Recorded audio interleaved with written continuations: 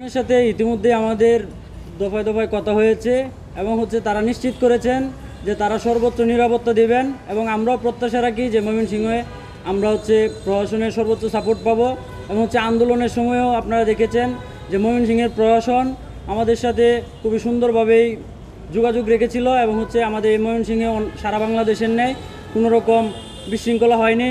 সেই সুবাদে আমাদের এই ময়মনসিংহে প্রত্যাশা রাখি যে আইন শৃঙ্খলা বাহিনী তাদের সর্বোচ্চ গুরুত্ব দিয়েই আমাদের এই সমাবেশকে নিরাপত্তা দেওয়ার চেষ্টা করবে। আমরা প্রত্যাশা রাখি যে আগামীকালকে ময়মনসিংহের সারা বাংলাদেশের ন্যায় এবং সারা বাংলাদেশের যে সমাবেশগুলো তার চাইতে অনেক অনেক গুণ বড় সমাবেশ হবে এবং যেই সমাবেশ এই ময়মনসিংহের ইতিহাস হবে এবং অতীতের সকল রেকর্ড আগামীকালকে ভাঙবে সেই প্রত্যাশায় রাখি। আমরা দেখেছি আপনাদের বিভিন্ন প্রোগ্রামে আমরা বাংলাদেশে জুলাই অভ্যুত্থানের পরে নতুন এক রাজনৈতিক বাস্তবতায় আমরা রাজনীতি শুরু করেছি।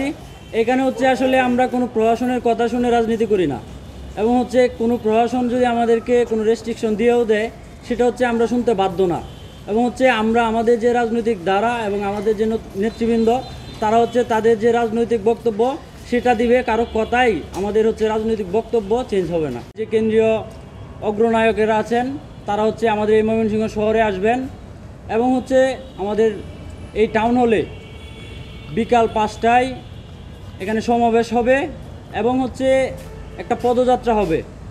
আমাদের এই ময়মনসিংহের সারা উপজেলা থেকে প্রত্যেকটা উপজেলা থেকে বিভিন্ন পর্যায়ের নেতাকর্মীরা দুপুর 2টা থেকে এই টাউন হলে এসে জমায়েত হবে এবং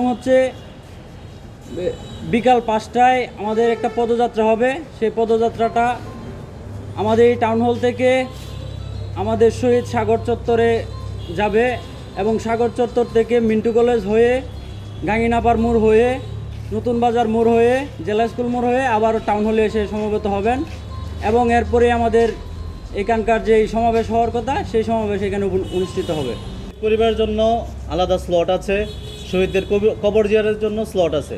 শহীদ পরিবাররা সবাই একটা জায়গায় সমবেত হবে, ওদের জন্য ওই জায়গায় আপ্যায়ন প্লাস ওদের সাথে কেন্দ্রীয় নেতৃবৃন্দ যারা আছেন তারা দেখা করবেন এবং শহীদ পরিবারের যারা 2জন শহীদ আছে এই জায়গায় কবর আছে ওনাদের কবর জিয়ারত করবেন।